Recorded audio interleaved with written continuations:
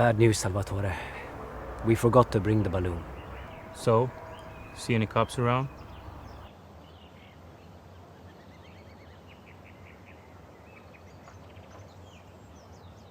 No.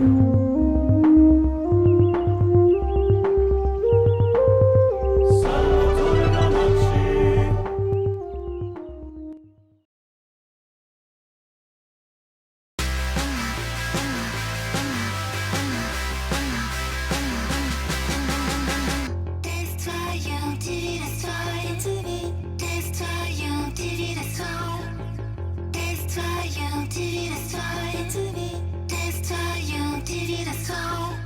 He's got the TV on, she's got the TV on, he's got the TV on, she's got the TV on, he's got the TV, she's got the TV on.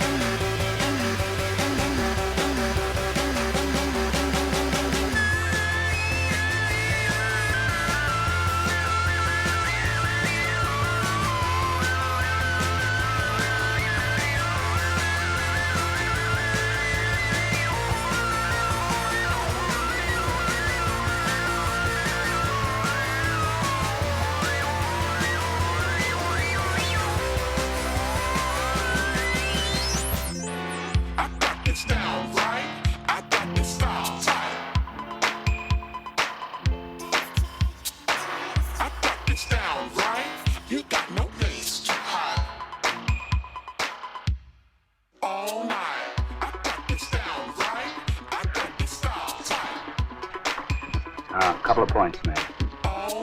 Over here, if you buy them drinks, they'll insist on buying them right back.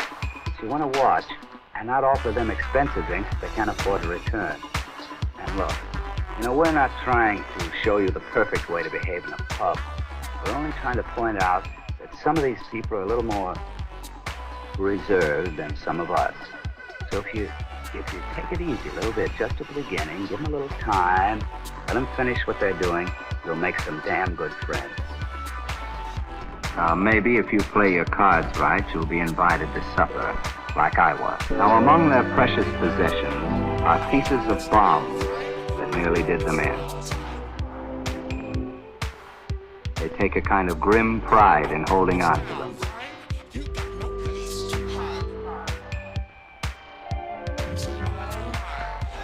That's an incendiary. The two kids are away. Their families are pretty generally broken up.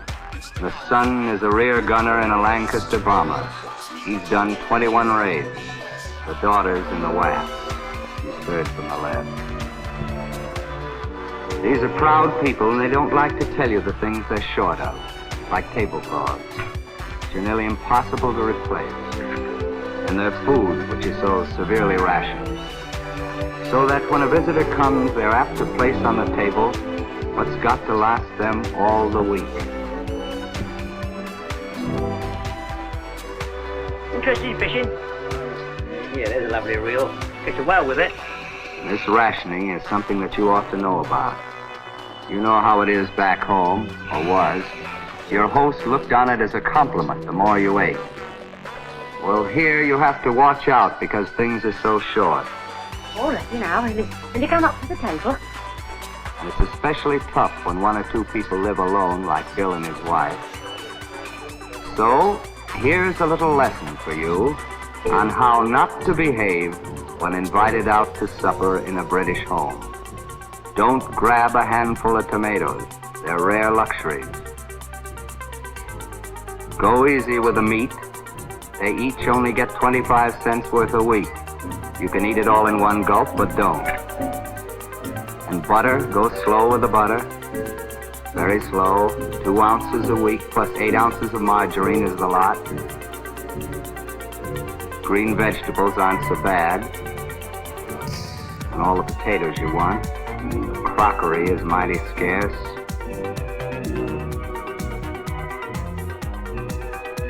And tea, 2 ounces per person per week is all they get. They can't have it as often as they want. And sugar, each person gets 8 ounces a week. They have almost given up having it in their tea. Jams and preserves, 4 ounces a week. So this is a particularly horrible example you're seeing, but you get the idea. It isn't that they are starving, it's just that they have very little to give to other people. Remember, they won't tell you these things.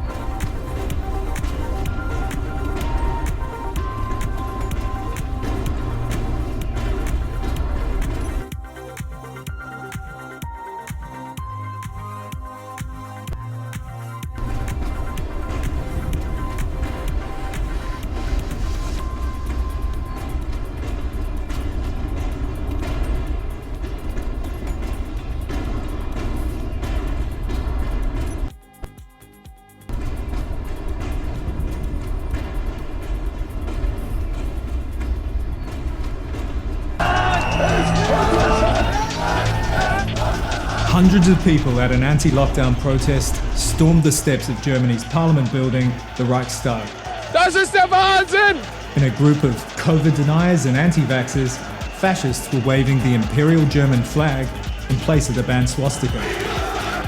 For the country that spawned the Nazis, these scenes highlighted the dangers of the volatile, conspiracy-addled far-right fringe that's grown over the last decade. Wollt ihr die totale Firma-Diktatur?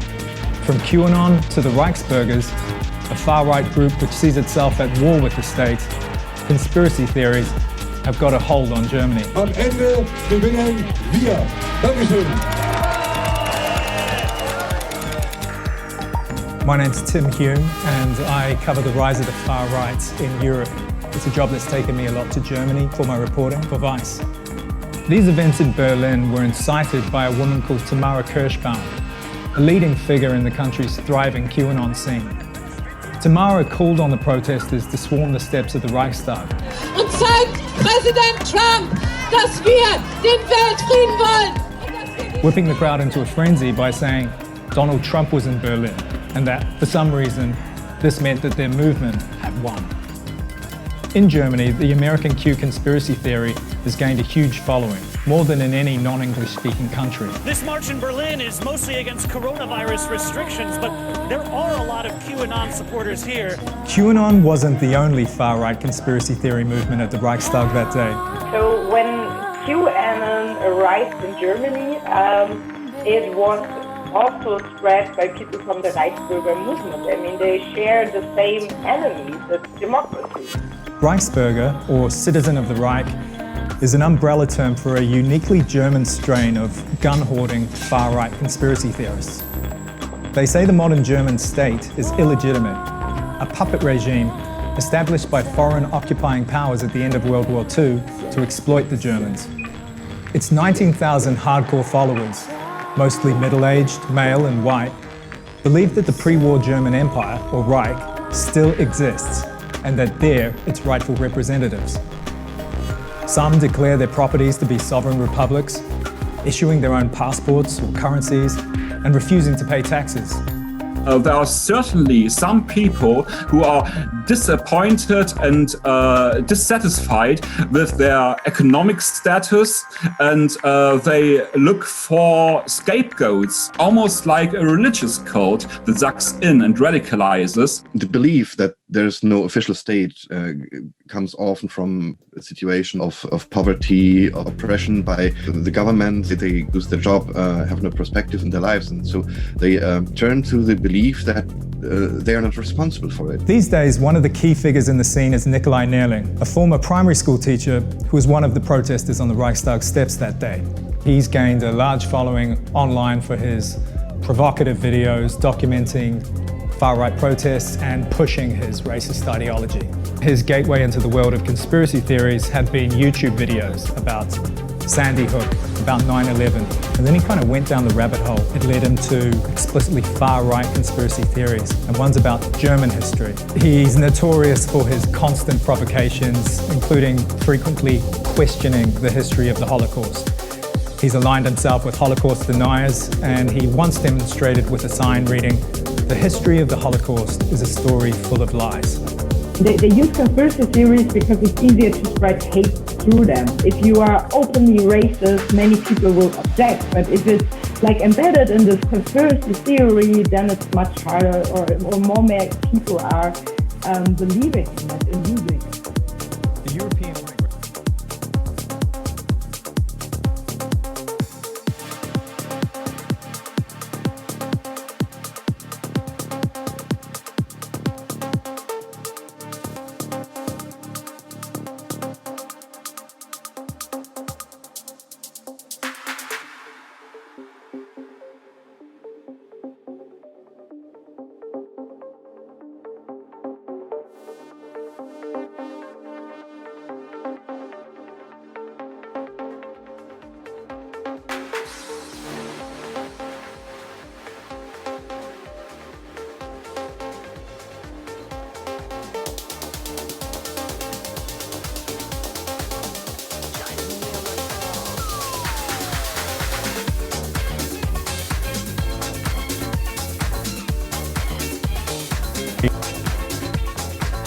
being uncovered in the release.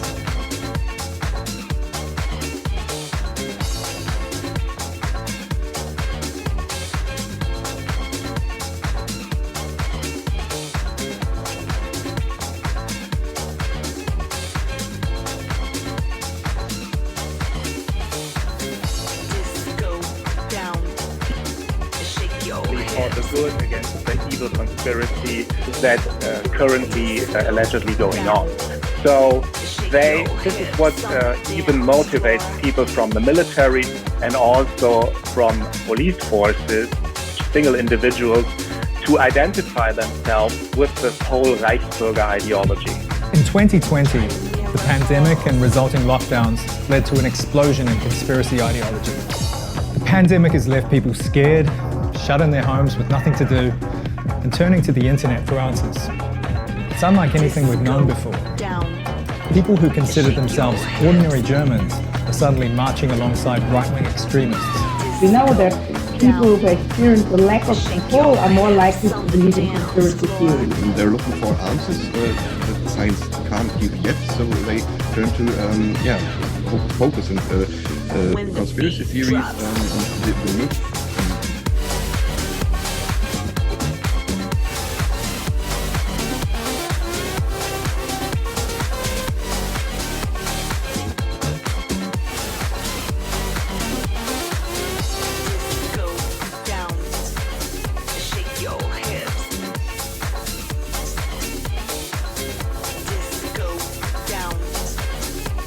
Your hips.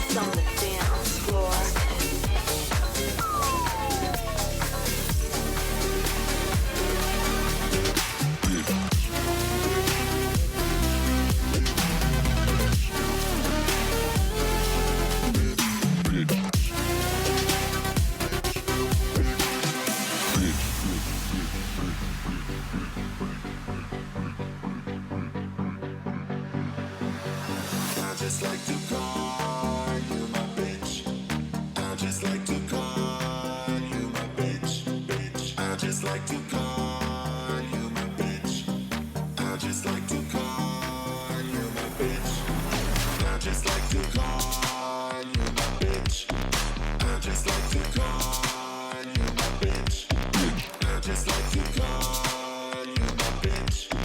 I just like to call you my bitch. You're my bitch. You're my bitch. You're my bitch. However, a sister subreddit called r/solving A858 was created as a hub for curious minds, and this likely led to the floodgates opening and r/A858 eventually being opened up to all.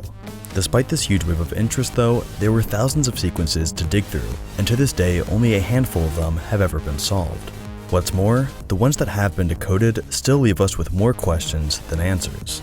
Results of these solved puzzles range from a simple thank you message, which was actually in response to a user gifting A858's creator Reddit Gold, to an excerpt from the book Actions and Passions by Max Lerner, to an ASCII image of Stonehenge.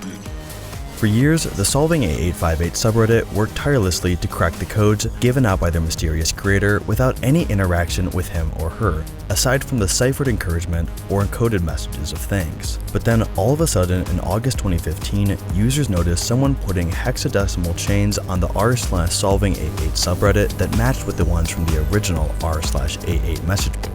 Through this, the solvers figured out that the creator was actually doing an AMA, or an Ask Me Anything. Moderators quickly created a script that automated the code-breaking process. This allowed users to ask questions and interact with A858's creator for the first time. When asked why they would break their silence after so long, user A858 simply said that the audience was getting frustrated. However, they would not yet reveal the project's purpose, stating, quote, "We cannot disclose the purpose. A858 will end when the purpose is disclosed or discovered." A858 even revealed surprisingly that one of the posts had actually been properly decrypted, but that nobody noticed except for them. It was a woman from the UK that had apparently managed to accomplish this, but she deleted her account soon after, and the creators would say no more about her achievement. The AMA left enthusiasts with a lot more questions than answers, but it also gave them a much-needed boost of enthusiasm to keep working towards a solution. Public interest in A858 seemed to peak in mid-2016, when mainstream media outlets such as Fox News and The Daily Dot began covering the case. By then, A858 had been posting consistently for 5 years, and just when it started to gain some real traction, something really strange happened. A post was made by the now-deleted user Team WMod on the Solving A858 subreddit, claiming that the project had ended. They went on to thank the individuals that attempted to solve, but stated that any further attempts would be useless, as, quote, "the information available to the public is not sufficient to solve all outstanding puzzles," and that because of this misinformation, any further efforts on solving A858 would be in vain. This user would be confirmed by the moderators of the Solving A858 sub to be an owner of the original A858 sub. Furthermore, they said that they would not be responding to any questions or direct messages, and shortly after that, the account would be deleted. So that would appear to be the end of the story, right? A closed case mystery to be forever left unsolved. Well, yes, but also no. A couple of weeks after the project had ended post was made, a user by the name of ETH made a post titled Some Closure. It explained that himself and another user by the name of Fraglet were able to contact the person behind A858. The pair revealed the following. The person we spoke to said that he was paid to post code puzzles using encryption or various methods of text manipulation by a company. This company would occasionally request that posts be made to draw interest to the project. This would include the Stonehenge post and various others found on the wiki. The two internet detectives said that they would not be releasing any personal information about the puzzle creator or the company that hired them. Plus, they were still unsure about the actual purpose of the project themselves. The puzzle creator and poster also explained how most of the posts were just randomly generated texts with extremely difficult and changing encryption. So even if the post were ever decrypted, you wouldn't be able to tell most of the time. After all, there is a significant difference between encoded and encrypted data. Encoded information is meant to be read in a different format, while encrypted data is meant to remain a secret. As for why the project ended while so many puzzles remained unsolved, he said that the company planned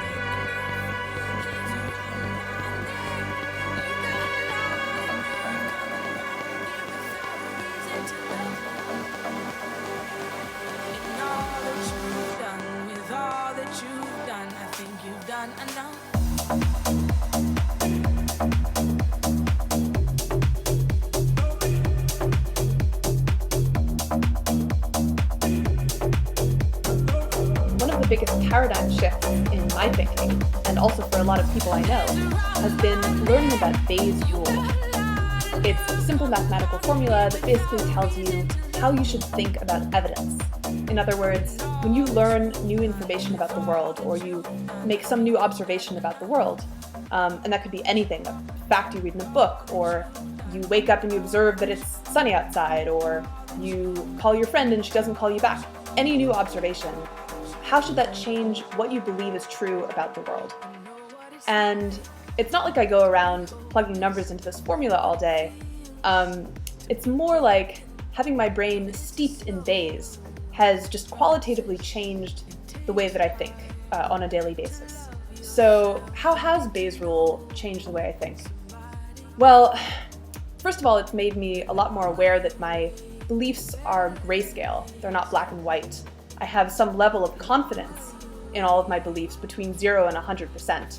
I may not be consciously aware of it, but implicitly I have some sort of rough confidence level in my belief that my friend likes me, or that it will rain tomorrow, etc. And it's not 0% and it's not 100%, it's somewhere in between. And more importantly, I'm more aware that that level of confidence should fluctuate over time as I learn new things about the world, as I make new observations. And I think that the default approach that I used to have, and that most people have towards the world, is you have your beliefs, you're confident in them, and you pretty much stick to them until you're forced to change your beliefs if you see some evidence that absolutely can't be reconciled with them. But implicitly, the question you're asking yourself is, can I reconcile what I'm seeing or what I've learned or heard? Can I reconcile that with what I believe to be true about the world? So, for example, say I have a belief that I'm a good driver, and say also that one day I get into a car accident. The question that I would implicitly ask myself, naively, would be, can I reconcile this observation that I got into a car accident with my belief that I'm a good driver? Sure, I can. It was the other guy's fault. So I don't have to change my belief that I'm a good driver after seeing the evidence that I got into a car accident. But after sort of marinating in Bayes' rule for a while, you don't stop at the question, can I explain what I'm seeing, while still keeping my beliefs the way they are. You go one step further and ask yourself the question, is what I'm seeing, is this evidence more consistent with my current beliefs, or is it more consistent with some other theory? In other words, is this evidence more likely under my theory, my belief, or is it more likely under another theory? So, getting into a car accident, sure, it is possible if you're a good driver, but it's a little bit less likely if you're a good driver than if you're not. So that doesn't mean that after I get into a car accident I should conclude I'm definitely a bad driver. It just means I should be a little bit less confident that I'm a good driver if I've gotten into a car accident than if I haven't. Sugar from the maple, the tree's gonna lay the wedding table.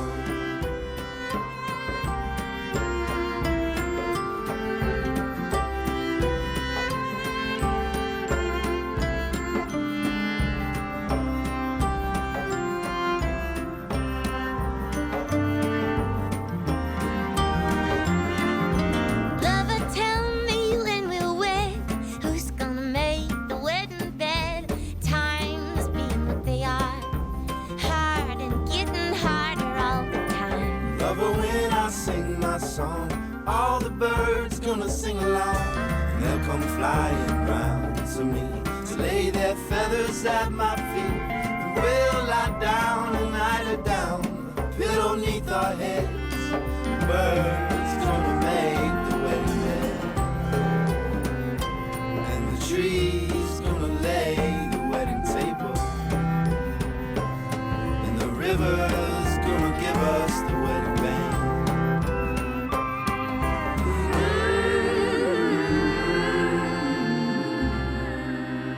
Void, no identity. I hate life.